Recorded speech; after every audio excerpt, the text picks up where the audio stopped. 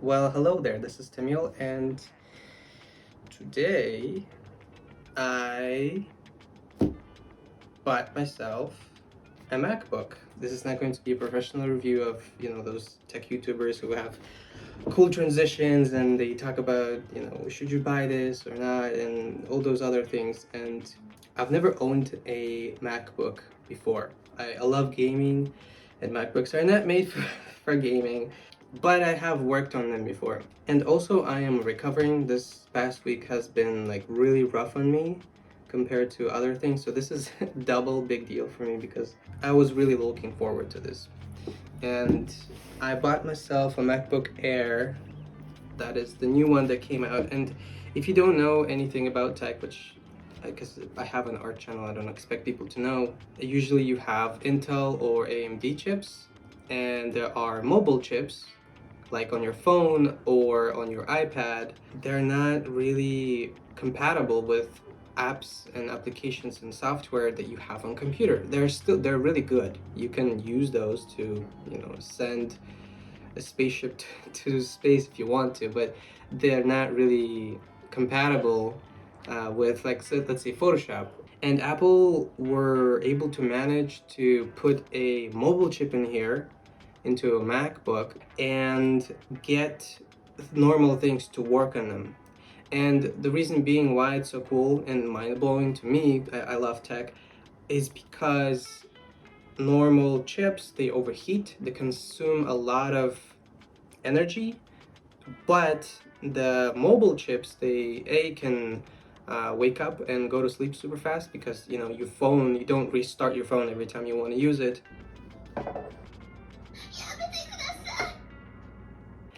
The heat consumption is very low and energy efficiency is way better. The battery life on your phone is much better than you have on your laptop, especially if you use it for gaming or anything else.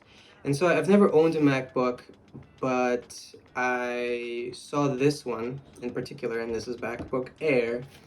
And one of the only reasons why I want this is because the design is fanless. Fanless design, I don't know what about it, but I love things that are silent and that are small and portable, and MacBook Air is probably the coolest thing ever, but it was never as powerful before.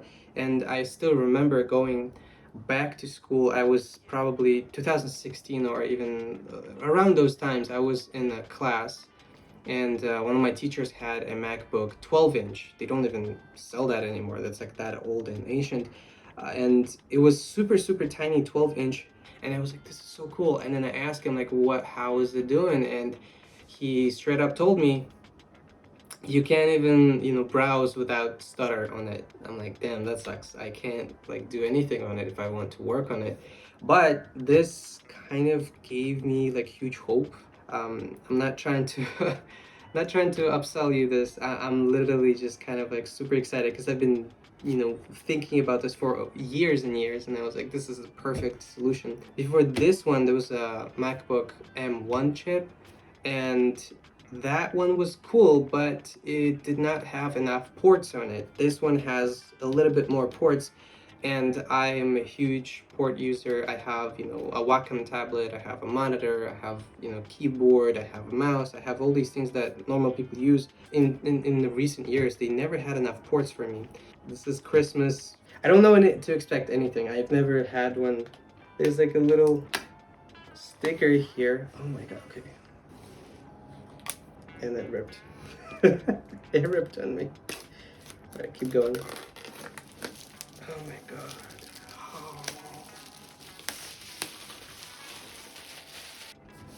Oh, this is so cool.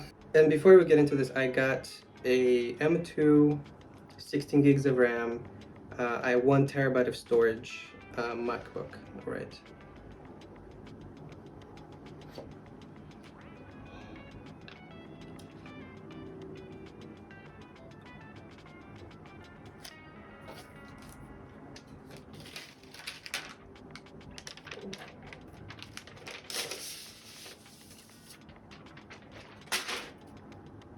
It's so square. This is just the new design. Look at it. It's so. Okay, what's in the box? All right, we have Designed by Apple. Paperwork. I assume probably stickers. I'll get to the paperwork later. Alright, we have charger. I am 80% sure I did this wrong. And look at this cable. Oh my god. Amazing. Oh my god. Oh, it feels... I know I'm fanboying, and this is literally the video. Like, I'm just kind of fanboying over this whole thing. I know MacBooks are not like the best of the best, but I still admire a lot of the engineering parts about it. And there are many things that, you know, Apple does wrong, but when they do it right, oh my god. It's like a rope. It's like you can go, you know, climb an Everest with this. That's what it feels like. All right, is that it? All right. I just want to stick this in. Oh, sorry if I sound sick as well. I'm still recovering, but yeah, I got wrong side.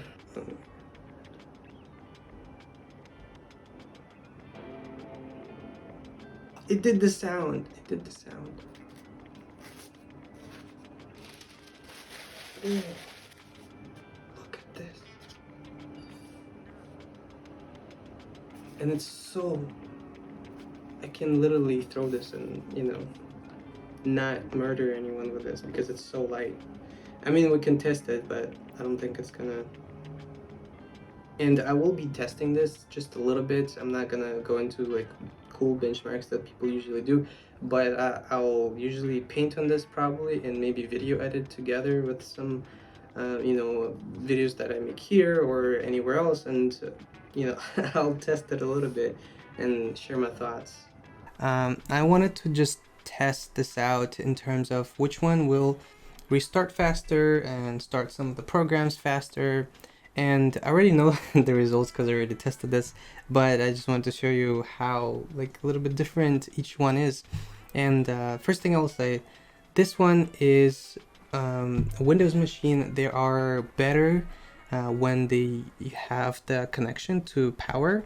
And I do believe that, from what I remember, is that MacBooks are known to work on the same level of power without being connected to a power source, which means if you want to be on the go, MacBook would be a little bit better, and if you want to get a little bit more performance, probably Windows machine is going to be a bit better. I'm trying to record with a mic, but these both computers are going to be taken, so I'm trying to like connect it to my iPad. It took like forever. First of all, just restart. I want to restart from both of these, and I will go ahead and click them at the same time. And I know that this one is going to be mostly faster, because reason being is because it's a mobile chip. And I will say this machine is pretty powerful. This is not an old kind of like weird, you know, Dell laptop. It's a Dell XPS. It has i7, as you can see, already loaded. This one has Dell XPS i7. It has GTX NVIDIA card, and it has 32 gigs of RAM. Has a new SSD, so I put everything into this machine for a while. I've been using it for all my 3D projects, all of my work, and this is really good. So as you can see, this one loaded just a little bit faster than this one, and again, it's not a big difference, but it really depends for what you want. And you can hear, like, this is what I mean. It keeps on going, and right now I do have it set up so that it keeps it cool, so it's going to use the fans more. But the thing is, this is silent, so if I want to record a video, so like this, or a microphone or anything, or stream even, this is way cooler because there's no sound. It doesn't interfere with your mic at all, so I can boot this up into space, and this is still not gonna pick up a single hint of any work from here. And I'll also say that this has more programs on this, so obviously it's gonna be just a little bit tiny bit slower. But let's say I want to start DaVinci Resolve, And again, this is not true to testing because this has version 18 and this has version 17. But if I double click on both, then you can see that they're both gonna start DaVinci. And the thing that I want to say before it does anything is this one. Oh, this one did it faster this time. Oh, it's almost at the same time. So before I did this testing on the battery, this one was way slower. And when it's not on battery, so this has power connection, this one just a tiny bit faster than this. So again, on the battery, this one beats the hell out of the Dell XPS. But if you're doing not on battery, then it really depends on your workflow. And the next thing that I want to try is obviously maybe run a Clip Studio Paint, because they're both, they have both Clip Studio Paint. I usually use this for painting for the most part. So I'm gonna click on both and see which one starts faster. And I know that it's almost kind of the same. I'm not gonna lie, it's almost the same, but this one lags within the input just a tiny bit. And before I get into a little bit of a painting, I want to make sure to let you know that there are some things that are not transferable. So for me, this has, for example, Lazy Nizumi plugin for Photoshop, which is a really cool plugin. It lets you do perspective drawing and lets you do really good smoothing for brush. And it's just it's not on the Mac. It's not supported on the Mac. There are alternatives that are kind of similar, but that program that I bought over here is just completely useless. I can't use it. So it's not a big deal, but there are some things that are just non-transferable. And this goes without saying, can't game on the Mac, even though I don't game as much, but whenever I have like a really bad downtime, like once in a month or once in a couple months, I really want a game and I want to sit down and play something. I want to say that the main thing that I love is that it has AirDrop. Alright, so I connected this to my computer and now I have these two, so this can't get more complicated, but let's see. Let's go over here and I have this image, and I'm done with it. And I can go into here and I can go JPEG, and I want to edit it or put it in the video, let's say that. And now I already have this Tamil's MacBook Air. I just click on it and then it's going to say, hey, you got a file, and I can just go in here and I click and it's right there. I mean, this is kind of insane. And another thing that I love about using a Mac is SideCar. So you can go into screen mirroring, click here, immediately, boom, you have connected. And I'll go ahead and test a little bit of the iPad with SideCar.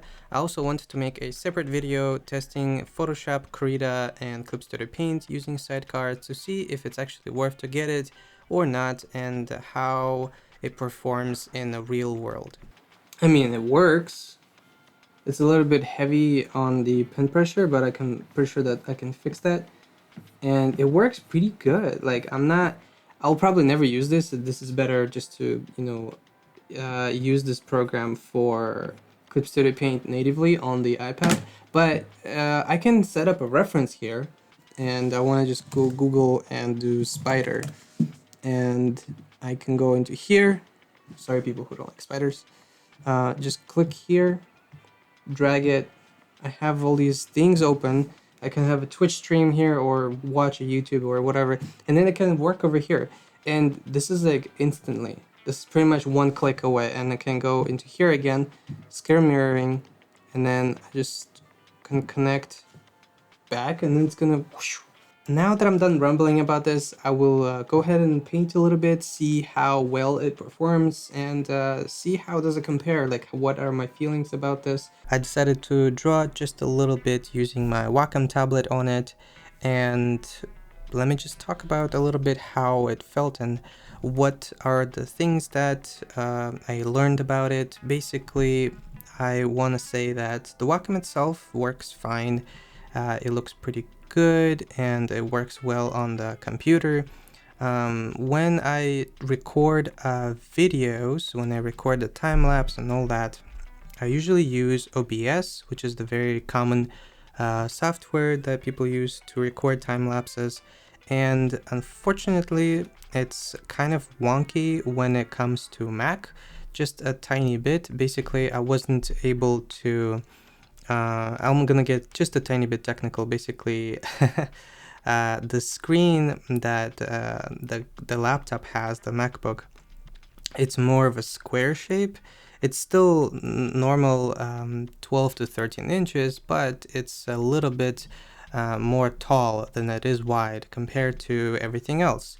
And so it's a little bit irregular shape, and because of that, it's kind of weird trying to record things because OBS is trying to get into normal regular formatting into 16:9, which is, you know, the normal widescreen or 1080p on YouTube, and it's pretty normal. It's not a big deal to me.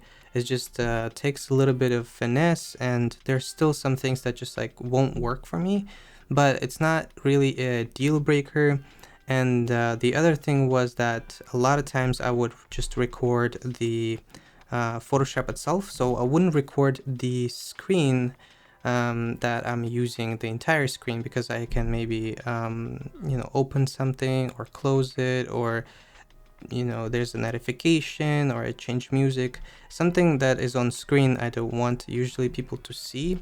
And in OBS there's an option that lets you basically pick a little tiny window capture instead of entire screen, and it worked pretty good, but it still gave me some issues in terms of performance. So overall, I think it works good. It's not really a big problem. The other thing I will say is I tested it on Clip Studio Paint, I tested it on Krita, and I tested it in Photoshop. It's all working pretty good. Honestly, it's maybe 10 to 20% faster to work on the Mac. There's like a little bit of a less lag. I'm not sure if it has to do with the model I got because it's like really good, or is it just because Macs are switching to the new architecture with, you know, mobile chips and everything else. I'll say this though, the DaVinci Resolve, like the editing software that I use to edit videos, that one was working so much faster compared to the one that I have. I don't know what it has to do with, you know, again, if it's the architecture or something else, maybe it's the new version, but it's definitely really faster. It's real time, and the way that editing goes is very smooth compared to when I used it on Windows and my laptop. Even plugged in, it would still be choppy, and sometimes I would get some weird errors, but with this, it's not happening for some reason. So basically, I will say this.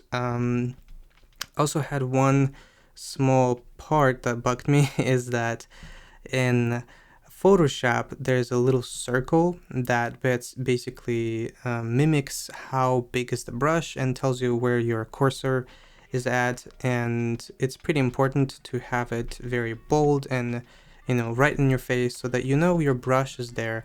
And it was not really working for me as much as it does on other computers. I think the reason being is because on the Mac, so this screen is really small, it's about 13 inches, but the resolution is very, very high. And so that's why the computer, it tries to condense everything into smaller and make it more crispy, make it more, you know, sharpened, and it's not really working out for the very, very tiny little circle that Photoshop has. And I looked it up, I tried to enlarge it. So far they said that there are very few solutions for that. There's one solution where you can tell Photoshop to make it a little bit thicker, but for some reason it just didn't work for me. So That has been kind of an issue for me, but besides those things, I would say that everything is working really smooth. I really like working on the Mac, and I'm not sure if I will full on switch to my Mac to paint for now, because I already have the painting set up on my older computer. I have all the brushes set up, all the settings and all those things, but I'll say this, Photoshop works so much faster. It boots up so much faster on the Mac. It's kind of like really crazy, especially, you know, this is a very, Macbook is an entry-level computer. This is not for professional work exactly. So it works faster, it works better. There are some UI stuff that bugs me. There are some things that are not transferable, but overall I think it's really good. If you want to get into this computer, definitely get at least 512 storage, at least 16 gigs of RAM, and the MacBook Air is absolutely sufficient for any professional work. If you are still trying to figure out like which computer to buy for the first time, I think this is really good. The screen is a little bit on the smaller side for me. I wish they would have this fanless design, but like a little bit larger, maybe 15 inches. That would be really nice, but overall, I think it's really good. I'm also testing it out later with my Wacom 16 inches, and it worked really good. So I didn't have any complaints in terms of that. And yeah, overall, some issues with programs, but they're not like big issues. They're more like compatibility issues, and they're just like different settings are not working the same way, which you can fix. And overall, the painting process, very smooth. I really like it. So hopefully this little doodle with Bee and Puppy Cat will help you to get inspired, because I've been feeling really down with my art, and this just little tutorial definitely helped me to get out of this. And I really enjoyed the TV show, so if you haven't seen it, really definitely check it out. And overall, yeah, so if you have any questions, let me know. If you want me to test anything, if I get to it, if I have time, I will definitely try to. But overall, I think it's a good investment. I don't think you need this particular machine.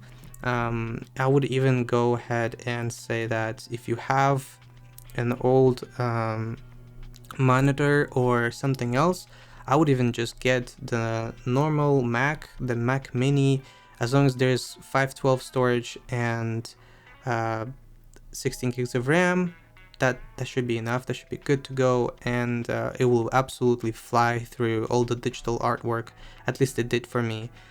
So yeah, thank you for watching this video. This was kind of a video for myself. I really wanted to test and check out the laptop, and also in the first half I was really disappointed. The microphone died, and so I had to use my iPhone microphone audio, and I was just, the unboxing was like the most important part, but unfortunately it disconnected while I was shooting, so I couldn't get the crispy ASMR for you guys. But overall, yeah, thank you so much for watching, and happy painting.